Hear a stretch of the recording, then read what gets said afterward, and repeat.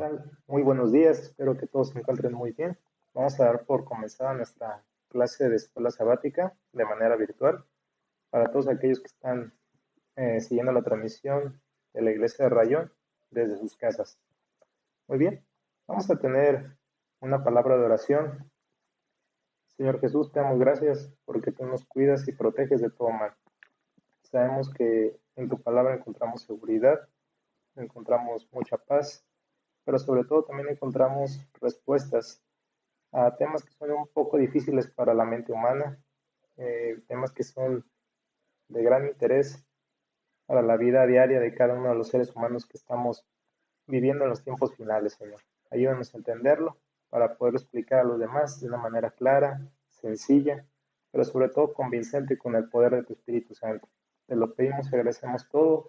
Es en el nombre de nuestro Señor Jesús. Amén. Este estudio lo vamos a tener a manera de preguntas y respuestas. Y la primera pregunta que pudiéramos tener, ¿cuál era el conocimiento que tenían las personas de Dios?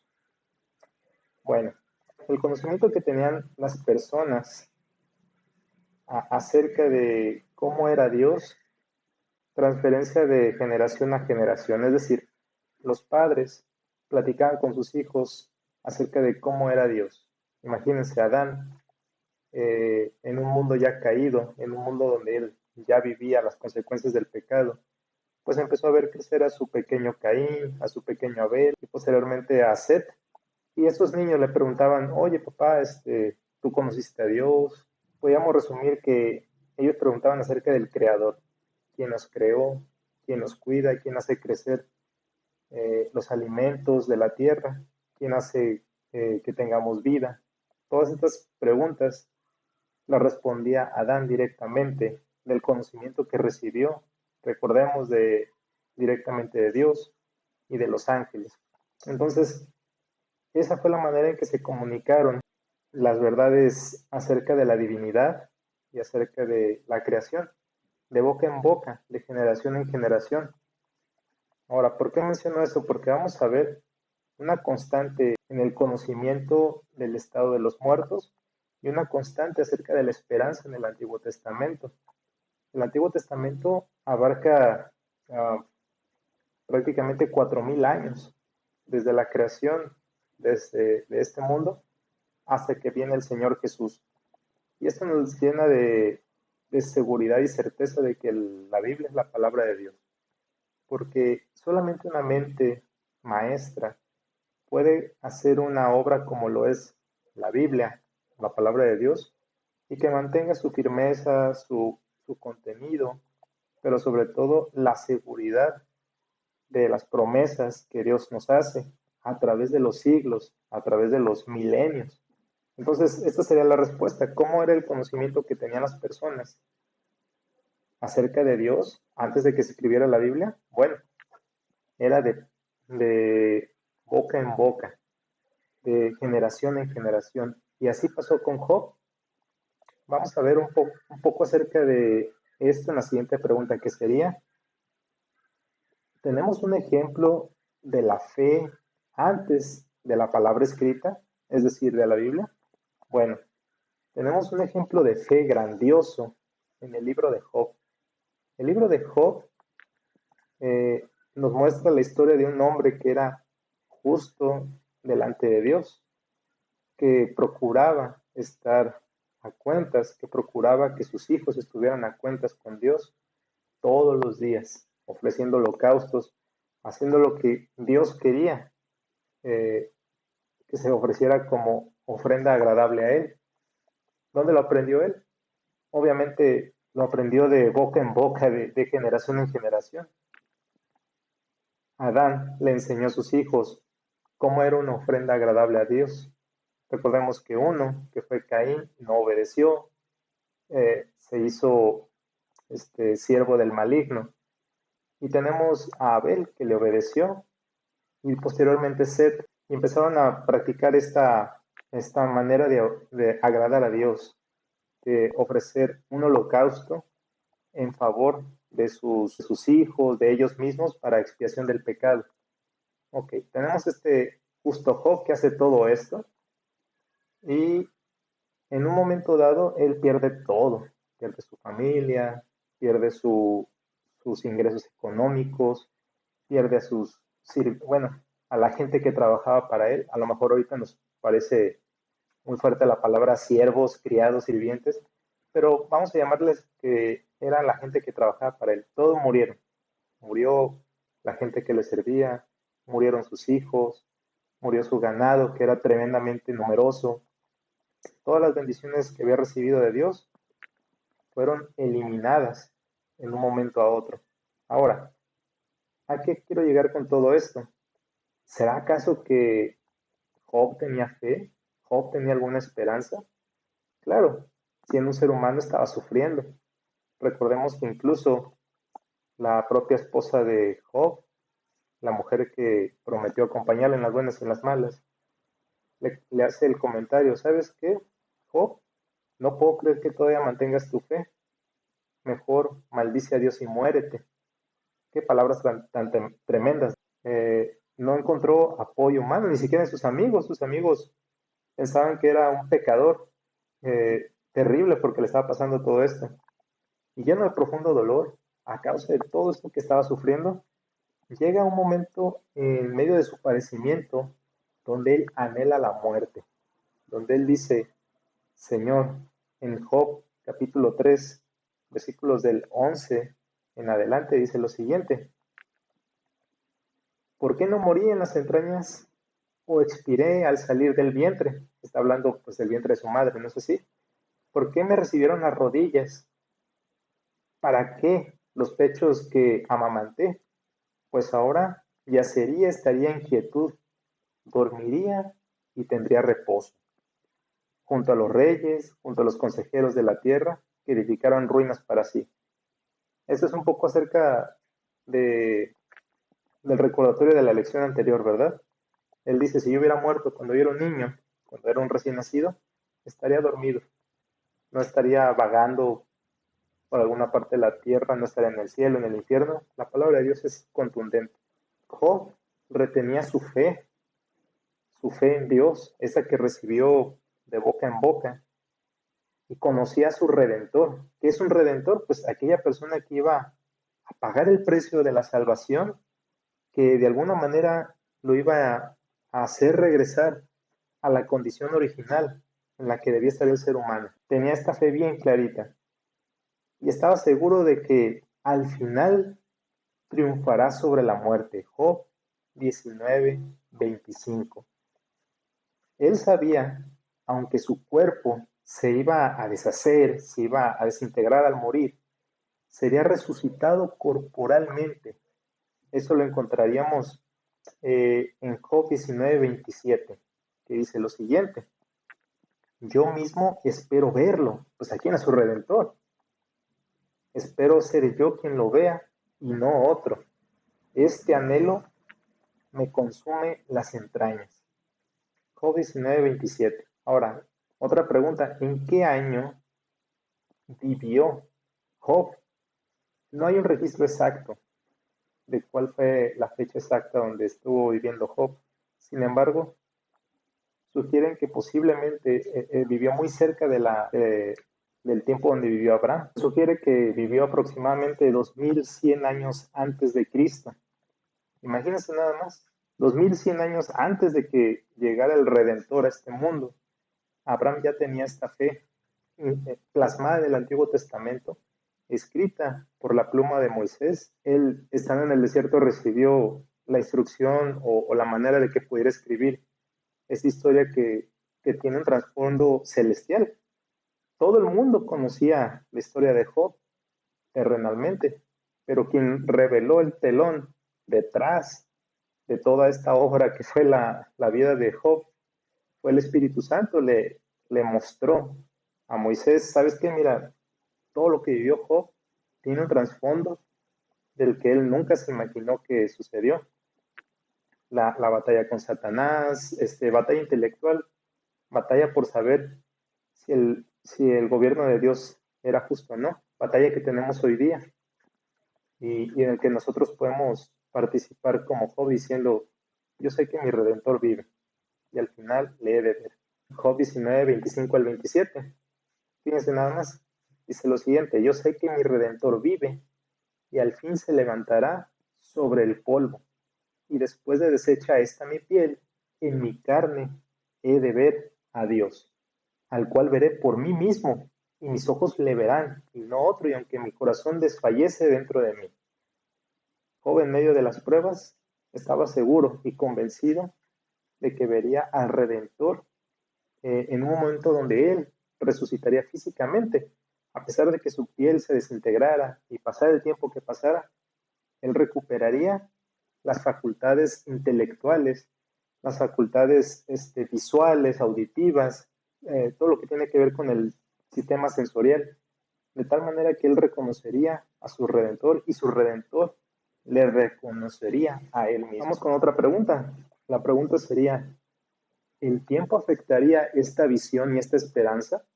¿Ustedes creen que a pesar de todo el tiempo que transcurrió entre Job, Moisés, quizás los reyes del antiguo Israel, hasta Cristo Jesús, se empezaría a alterar algo de este mensaje y esta esperanza? Vamos a ver un ejemplo de un momento en el antiguo Israel donde estaban los reyes ya gobernando. Estamos hablando del segundo rey, el rey David. Este rey, también inspirado por el Espíritu Santo, empieza a escribir algunos salmos que nos dan un vislumbre de lo que él tenía como fe, él tenía como esperanza, a pesar de que había muy pocos libros disponibles acerca de la voluntad de Dios y de la esperanza de un redentor. Prácticamente nada más tenían el Pentateuco y quizás solamente, como les digo, cartas, testimonios de algunos profetas.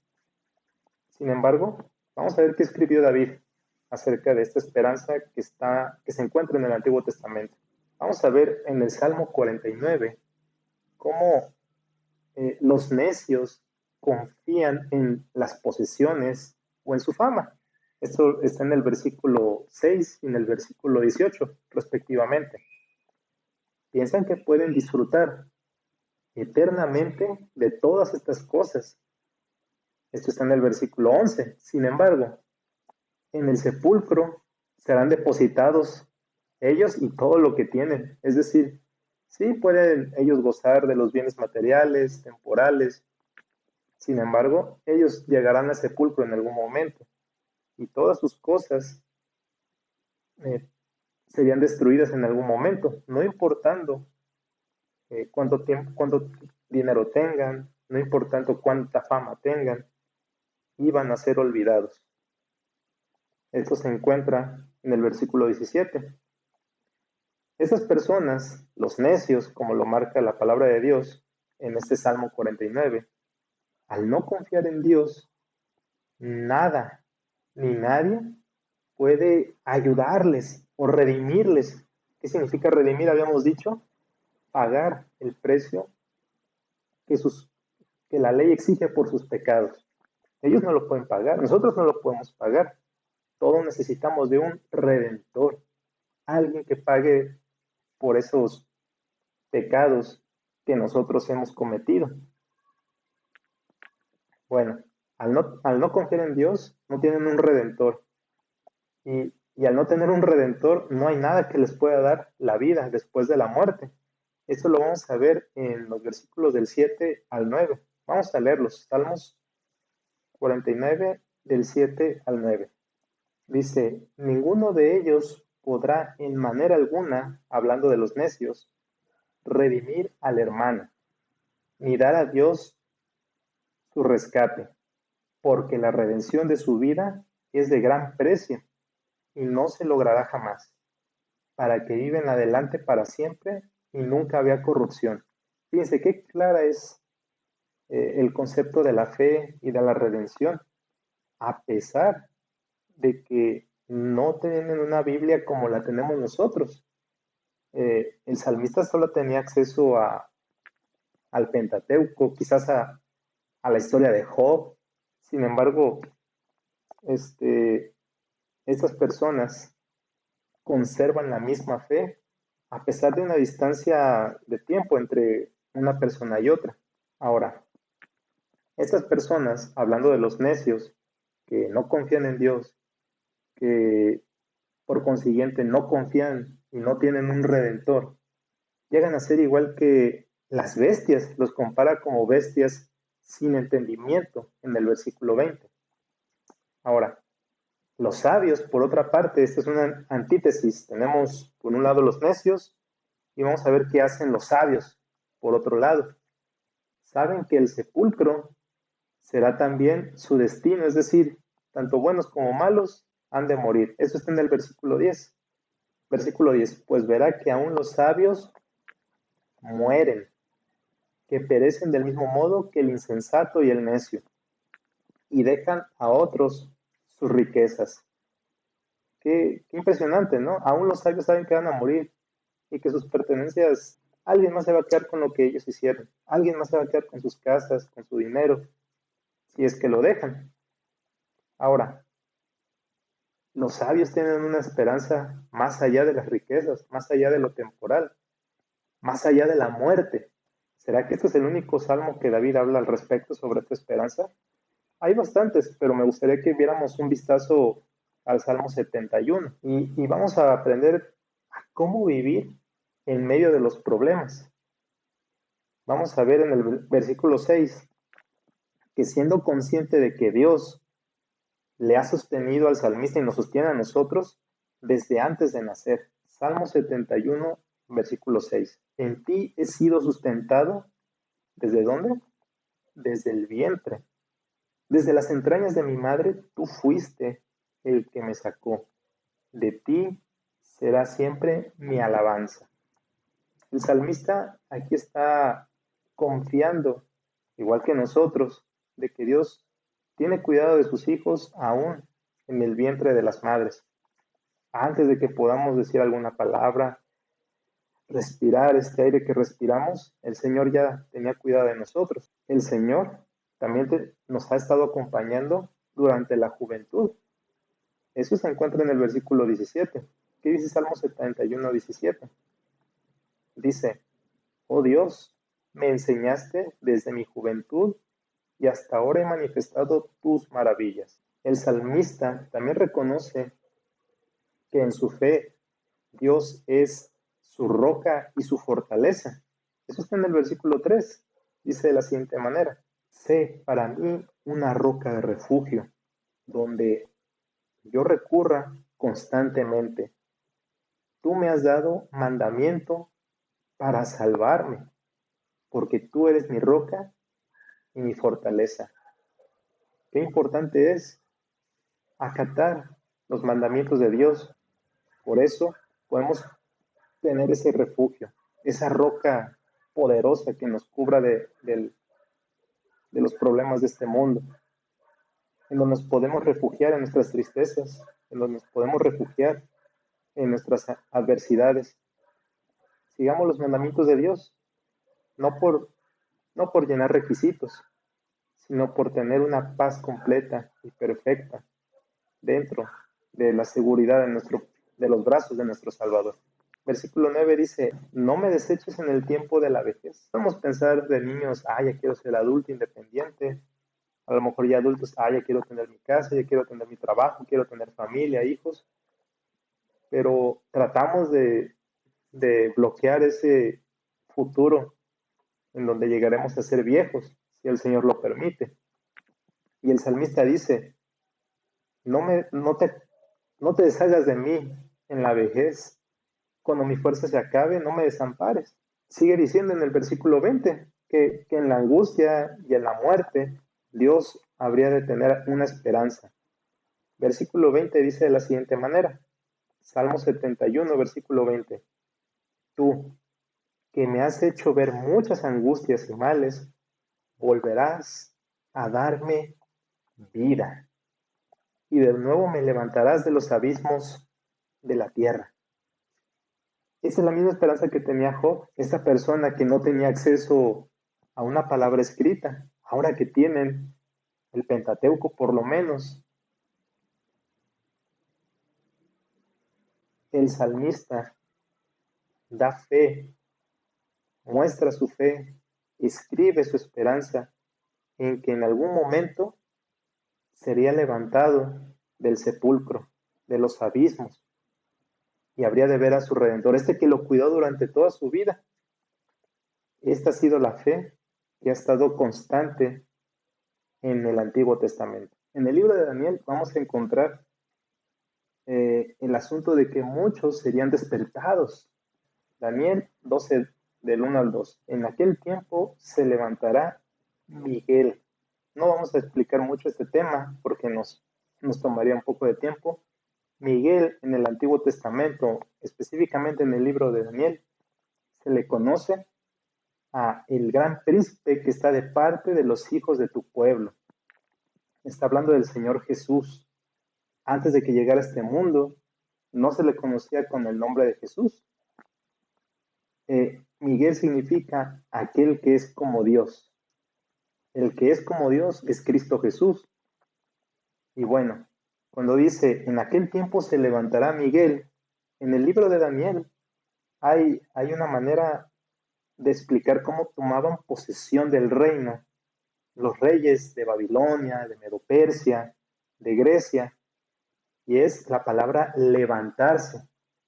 Cuando dice, en aquel tiempo se levantará Miguel, está hablando de que el Señor Jesús está a punto de tomar posesión de un reino, el reino que no va a tener fin, ese reino del que se habla en Daniel 2, a la manera de que se habla de una roca que cae, no cortada por mano humana, que golpea la estatua que soñó Nabucodonosor, se destruyen todos los reinos de este mundo y comienza un reino que nunca será destruido. Se forma una montaña que abarca toda la tierra. El dominio de nuestro Señor Jesús, del cual se habla aquí, se levanta Miguel, es porque va a empezar a gobernar, va a empezar a comenzar un reino que nunca será destruido y va a abarcar toda la tierra. En ese momento en el que Miguel se levanta, será tiempo de angustia, cual nunca fue desde que hubo gente hasta entonces. Pero en aquel tiempo será libertado tu pueblo. Todos los que se hayan inscritos, ¿dónde? En el libro de la vida. En este momento, el levantarse de Miguel, dice el espíritu de profecía, que es el momento donde él dice, consumado es. Se termina el juicio investigador. El Señor Jesús ha terminado de revisar todos los casos, cambia sus túnicas sumos sacerdotales en el lugar santísimo. Y en el momento que él dice se va a levantar es porque dice consumado es. Me voy a quitar mis túnicas sumos sacerdotales y se va a poner las túnicas reales, las de Rey de Reyes y Señor de Señores. Y va a empezar el proceso para regresar a la tierra. Y en este proceso dice que es un tiempo de angustia cual jamás ha existido nunca. Y aquellos que están en el libro de la vida, ¿qué va a suceder? Versículo 2. Muchos de los que duermen en el polvo de la tierra serán despertados. ¿Cuántos? Dice que muchos. No dice que todos. Dice que muchos de los que duermen en el polvo serán despertados, unos para vida eterna y otros para vergüenza y confusión perpetua. En este momento en el que Miguel se levanta, que comienza el proceso de la segunda venida de nuestro Señor Jesús, se va a levantar un grupo de personas, unos para vida eterna y otros para vergüenza y confusión perpetua. Esto se le conoce como la resurrección especial. Aparentemente, entre comillas, no se dice nada de la resurrección de los injustos hasta después del milenio en Apocalipsis 25. De esta forma, los muchos que se hablan en Daniel 12 incluye a todos los justos y un pequeño grupo de injustos. ¿Cuál es este grupo? Este pequeñito grupo de injustos, según Apocalipsis 1:7, son los que traspasaron al Señor Jesús. Apocalipsis 1:7 dice, y aquí que viene el Señor Jesús con las nubes, y todo ojo le verá, y los que le traspasaron, y todos los linajes de la tierra harán lamentación por él. Sí, amén. Y también podemos tener otros recursos como Marcos 14:62. Marcos 14:62 nos habla de este pequeño grupo que estará vivo, serán resucitados para ver al Señor Jesús viniendo en poder y gloria. En medio de este juicio injusto que estaba recibiendo el Señor Jesús, le preguntan, ¿eres tú?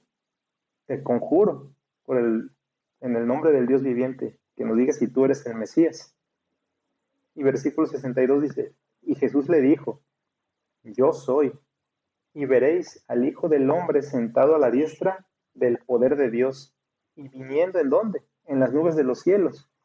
¿Cómo van a poder ver a alguien después de haber muerto hace más de 2000 años? Bueno, la única manera es que sean resucitados. Por eso dice Daniel 12:2, muchos son despertados, unos para vida eterna y otros para vergüenza y confusión perpetua, avergonzados por haber maltratado así al Hijo de Dios. Vamos a leer un poco acerca de qué dice el conflicto de los siglos, acerca de este grupo especial. Dice, los que se mofaron, los que se rieron de la agonía de Cristo moribundo y los oponentes más violentos de su verdad y su pueblo son resucitados para contemplarlo en su gloria y ver el honor conferido a los fieles obedientes. Si tú, mi hermano, quieres conocer más acerca de este proceso donde se explica Daniel 12, la resurrección de los muchos, incluido un grupo de injustos, al Señor Jesús viniendo en las nubes de los cielos porque son resucitados, te recomiendo que vayas al libro del conflicto de los siglos. En el capítulo 41 se nos dice exactamente todo este proceso, cómo nuestro Señor Jesús viene por segunda vez y este grupo de personas se están levantando del polvo para poder cumplir así lo dicho por el Señor Jesús, ver al Hijo del Hombre viniendo en poder y gloria. Y también ver que hay un grupo de personas que al igual que Job, al igual que el salmista, al igual que Isaías, al igual que Daniel, son despertados para poder gozarse de el cumplimiento de la fe que los mantuvo vivos y firmes en medio de las pruebas, la fe de que el Señor Jesús viene por segunda vez a rescatarnos a todos nosotros. Que el Señor nos bendiga a cada uno de nosotros y que nos mantenga siempre en el refugio perfecto que es nuestro Señor Jesús. Vamos a orar. Señor Jesús, te pedimos que tú nos cuides y que nos protejas y nos mantengas aptos para poder recibir esta recompensa que es la esperanza de los siglos, de los milenios. Esta recompensa por haber mantenido, haber aceptado a nuestro Señor Jesús como nuestro Redentor. Te pedimos que bendigas a todos los hermanos que están viendo esta transmisión, a los que están en la iglesia, que nos ayudes a guardar este sábado como a ti te gusta, Señor, en compañía de tu pueblo y en compañía de tu Santo Espíritu. Te pedimos estas cosas, no porque las merecemos, sino en el nombre de nuestro Señor Jesús. Amén. Que el Señor les bendiga y los esperamos el próximo sábado.